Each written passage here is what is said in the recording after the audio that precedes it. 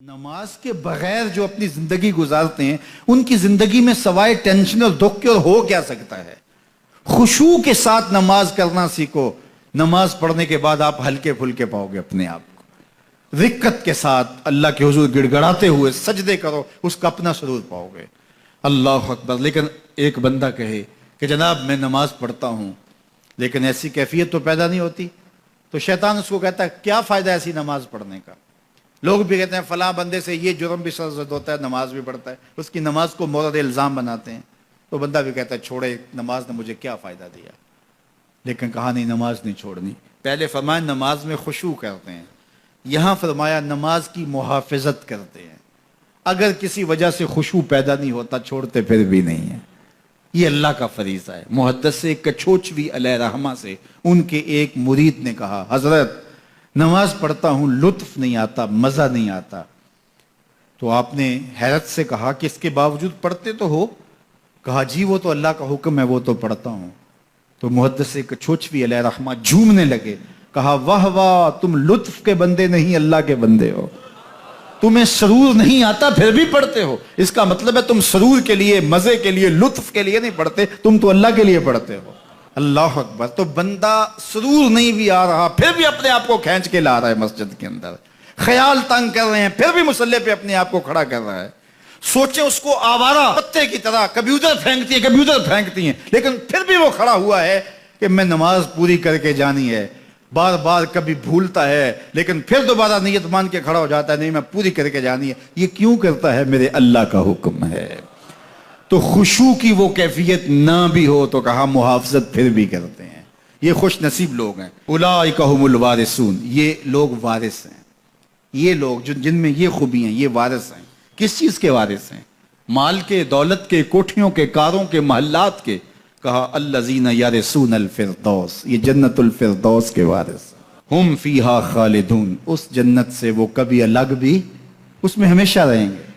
چونکہ موت کو بھی موت آ چکی, اب موت بھی نہیں, اب ہمیشہ رہیں گے. اللہ تعالیٰ فرمائے گا اَرَضِیتُم. جنتیوں کیا راضی ہو؟ اہل جنت کیا تم راضی ہو؟ تو وہ کہیں گے ہمیں کیا ہوا کہ ہم راضی نہ ہوں, ہمیں تو وہ ملا جس کا ہمیں تصور بھی نہیں تھا. ہمیں جنت مل گئی, محلات و قصور مل گئے. جو سب سے آخر میں جنت میں جائے گا, سب سے آخر میں, جس کو ہماری پنجابی میں پھاڑا کہتے ہیں, سب سے آخر میں, اس کو جنت میں کتنی جگہ ملے گی؟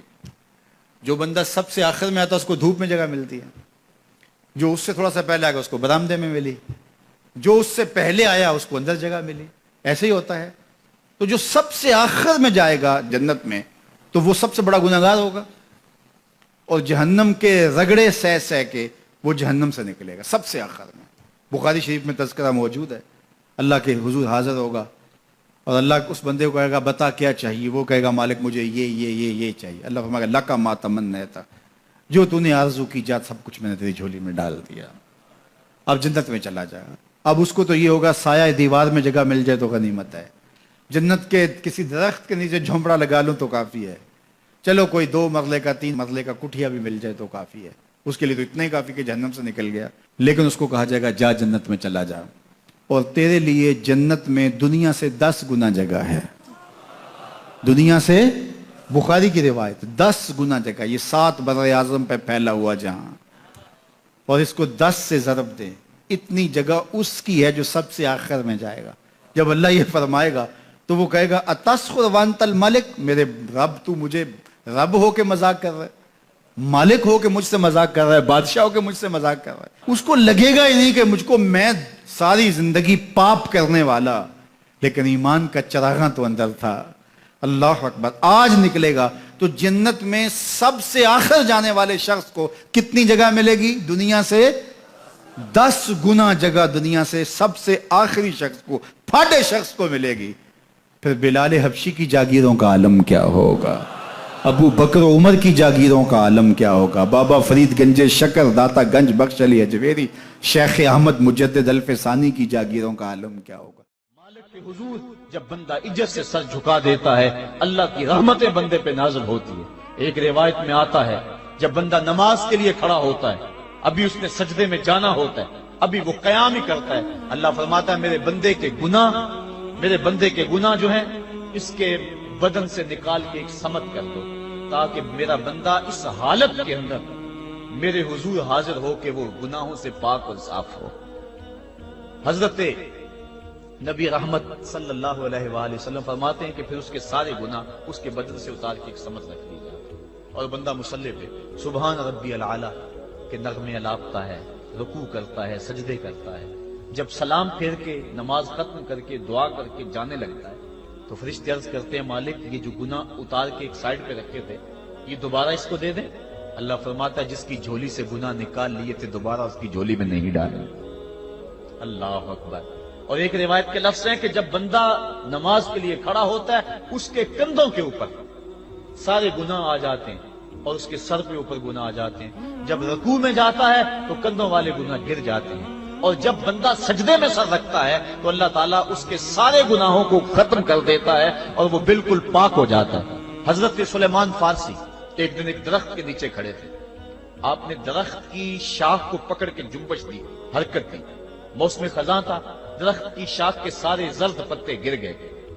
ایک صحابی پاس کھڑے تھے، انہیں پوچھنے لگے عثمان تو نے مجھے پوچھا نہیں کہ میں نے درخت کی شاخ کو یوں ہلایا کیوں ہے؟ انہوں نے کہا اچھا پھر آپ بتا دیں کہ آپ نے درخت کی شاخ کو یوں کیوں ہلایا ہے؟ کہا سنو پھر ایک دن میں اور چند صحابہ حضور کے ساتھ جا رہے تھے، رستے میں ایک درخت آیا، اس کے نیچے حضور کھڑے ہوئے، حضور نے اس طرح درخت کی شاخ کو پکڑ کے ہلایا، یوں پتے جھڑ گئے، ہم اس منظر کو دیکھتے رہے۔ حضور علیہ السلام نے فرمایا سلمان فارسی تو نے مجھے پوچھا نہیں کہ میں نے اس درخت کی شاخ کو یوں کیوں ہلایا ہے؟ تو میں نے عرض کی حضور آپ بتا دیں کہ آپ نے کیوں ہلایا ہے؟ فرمایا سلمان جس طرح اس درخت کی شاخ کو ہلایا گیا اور سارے پتے جھڑ گئے، جب کوئی بندہ سجدے میں سر رکھتا ہے نماز پڑھتا ہے اس کے سارے گناہ دھل جاتے ہیں اور وہ پاک اور صاف ہو جاتا ہے۔ ایک دن فرمایا صحابہ اگر کوئی بندہ اس کے گھر کے سامنے سے نہر گزرتی اور وہ دن میں 5 مرتبہ اس نہر کے اندر غسل کرے تو بتاؤ اس کے بدن کے اوپر کوئی میل کچیل رہ جائے گا؟ عرض کی نہیں۔ فرمایا اس طرح جو 5 نمازیں پڑھتا ہے اس کے بدن کے اوپر گناہوں کا میل نہیں رہتا۔ فرمایا الصلاۃ معراج المومنین، نماز مومنوں کا معراج ہے۔ عماد الدین الصلاۃ، نماز دین کا ستون ہے۔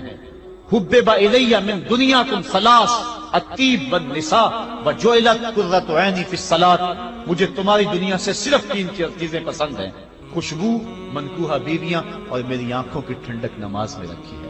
اور حضور نے یہ بھی ارشاد فرمایا من ترک الصلاۃ متعمدا فقد کفر، جس نے جان بوجھ کے نماز چھوڑی گویا اس نے کفر ہی تو کیا، یعنی کافروں والا کام کیا۔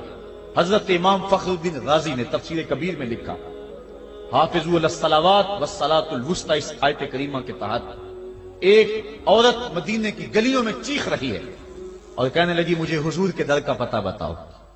حضور کی چوکھٹ کا پتہ بتلایا گیا، وہ حاضر ہوئی۔ آقا کریم صلی اللہ علیہ وسلم کی خدمت میں عرض کی حضور میرا خامد سفر پہ گیا ہوا تھا اور میں نے اس کی عدم موجودگی کے اندر زنا کر لیا، حمل ٹھہر گیا اور جو بچہ پیدا ہوا میں نے مارے شرم کے اس بچے کو سرکے کے مرتبان میں ڈال دیا اور پھر اسی سرکے سے میں لوگوں کو فروخت کرتی رہی۔ اب جب کہ میرا ضمیر جاگا ہے میں آپ کی خدمت میں حاضر ہوئی، مجھے بتایا جائے کہ میرے گناہ کا بھی کوئی کفارہ ہے۔ حضور نے ارشاد فرمایا جو تو نے زنا کیا ہے اس کی سزا رجم ہے کیونکہ تو شادی شدہ ہے، اور جو تو نے بچے کو قتل کیا ہے قتل کی سزا قتل ہے، اور جو تو نے سرکہ بیچا ہے فقد ارتکبت کبیرہ، تو نے کبیرہ گناہ کیا ہے، اس کی سزا تو قیامت کے دن پائے گی۔ اس کے بعد حضور فرمایا ان تینوں گناہوں کی یہ سزا ہے، لیکن جس طرح تو گھبرائی ہوئی آئی تھی میں تو یہ سمجھا تھا شاید تیری نماز اثر قضا ہو گئی ہے۔ اب آپ اندازہ کریں کہ نماز کی اہمیت کیا ہے اور ہم اس بات میں کتنی سستی کرتے ہیں۔ کسی سے پوچھا جائے نا آؤ نماز پڑھنے چلے، وہ کہتے ہیں بس یار میرے کپڑے پلید ہیں، کپڑے میرے پاک نہیں۔ تیرے کپڑے کیسے پاک رہ سکتے ہیں؟ تو اللہ کے حضور جھکنا نہیں جانتا، تیرے کپڑے بھی پلید ہیں، تیرا دل بھی پلید ہے، تو اس کے حضور جھک کے تو دیکھ، تن بھی ستھرا کر دے گا، تیری روح کو بھی پاکی دے دے گا، تیرے قلب کو بھی طہارت بخش دے گا۔ تو اس کے حضور آ جھک، اس کے حضور سجدوں سے اللہ کے حضور خراج پیش کر اپنی محبتوں کا۔ جب بندہ سجدے میں سر رکھتا ہے اللہ فرشتوں میں فخر کرتا ہے میرے بندے کو دیکھو نا بالآخر میرے حضور ہی جھکا ہے نا۔ کتنے گناہ کیے اس نے، کتنے جرم کیے اس نے، لیکن بالآخر میرے حضور آیا اور اپنے گناہوں کی معافی مانگتا ہے۔ فرشتوں گواہ ہو جاؤ، میں نے اپنے اس بندے کی مغفرت فرما دی۔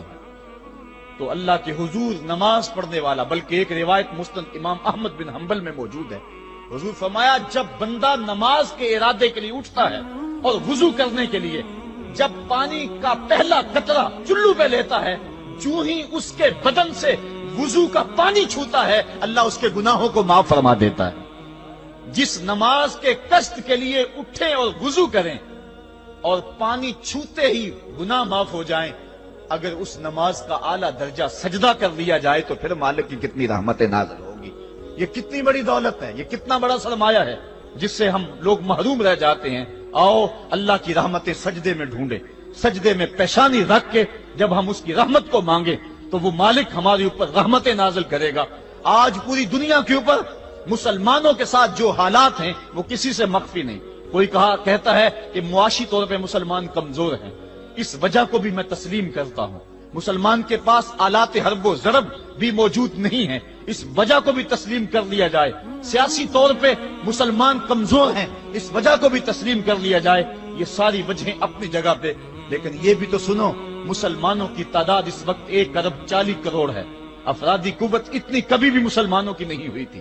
اس وقت مسلمانوں کے پاس ایٹمی طاقت موجود ہے، اتنی قوت عسکری کبھی بھی مسلمانوں کے پاس نہیں ہوئی تھی۔ 56 اسلامی ملک ہیں جن میں قیمتی معدنیات سے اور تیل کی دولت سے اور سونے کی قیمتی معدنیات سے یہ مسلمان مالا مال ہیں۔ کیا کچھ نہیں ہے جو مسلمانوں کے پاس نہ ہو، لیکن ایک دولت چھن گئی مسلمانوں کے پاس، وہ سجدے کی آبرو، وہ سجدے کی عزت، وہ پیشانی رکھ کے اس رب کو پکارنا جو سب سے اعلیٰ ہے، جو سب سے بالا ہے، جس نے موسیٰ کے فرعون کو نیل کی موجوں میں ڈبو دیا۔ کیا پوری امت مسلمہ 1 ارب 40 کروڑ انسان سجدے میں سر رکھ کے سبحان ربی الاعلیٰ کے نغمے آلات کے اپنے رب سے گزارش کریں اور اپنی امت کا رونا روئیں؟ کشمیر میں لٹتی ہوئی جوانیاں اور پل قدس کے اندر بہتا ہوا خون، شبرغان سے لے کر کابل و قندھار تک اور موصل سے لے کر تقریب تک مسلمان کے اوپر جو ظلم و تشدد ہو رہے ہیں، اپنے رب کے حضور اس کا دکھڑا سنائیں اور اپنے مالک کو کہیں میرے مالک ہم لٹ گئے، ہم کٹ گئے، ہم پٹ گئے، اسلحے بھی موجود، افرادی قوت بھی موجود، سیاسی طاقتیں بھی موجود، لیکن اس کے باوجود مسلمان دبتا چلا جا رہا ہے۔ اسی کشتی کو ہے خوف تلاطم صدحیف منہ موڑ دیے تھے جس نے بڑھتے ہوئے طوفانوں کے، جو 300 تو کر جرت اور وہ طاقت اور وہ عظیمت کی داستانیں رقم کرتے ہیں کہ مالک تو بھی اس دن کو یوم فرقان کہہ کے پکارتا ہے۔ آج وہ امت بیچ منجدار کے اس امت کی کشتی ہچکولے کھا رہی ہے۔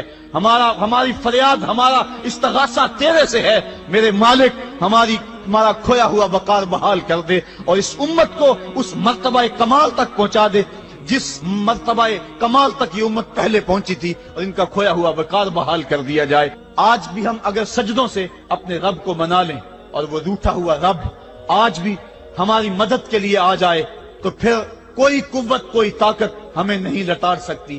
آئیے ہم سجدے سے اپنے مالک، اپنے خالق اور اپنے رازق کے حضور اپنی محبتوں اور اپنی الفتوں کا خراج پیش کریں۔